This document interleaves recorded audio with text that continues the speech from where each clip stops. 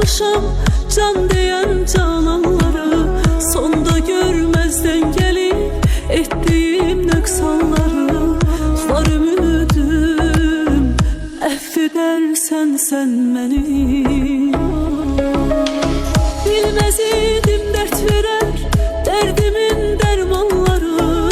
Gün gelir pişman olar nefsinin kurbanları. Dünya textinden salar şahları sultanları. İtibarsız dünyaya itibar etmek günahtır. İtibar etmek günahtır.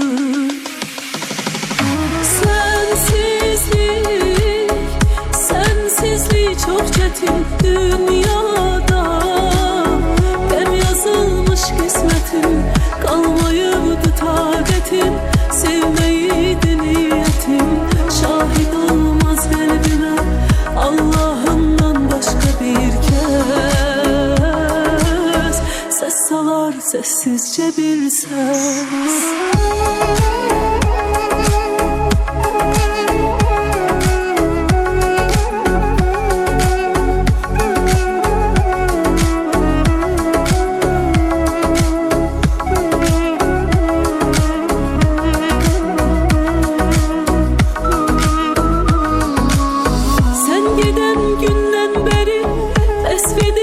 Sözler seni, ruhum ardıncan geler, kölge tek izler seni. Aşıkın tenha kalar, her gece gözler seni.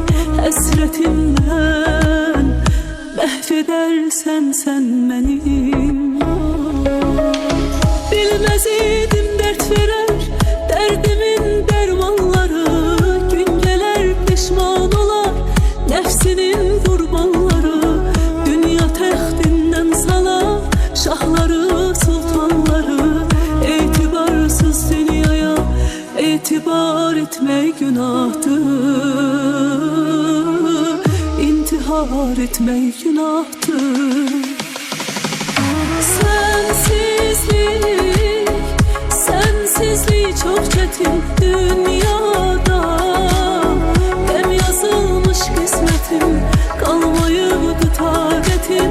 Sevmeydi niyetim, şahit olmaz kalbime Allah'ımdan başka bir kez. Ses salar sessizce bir ses.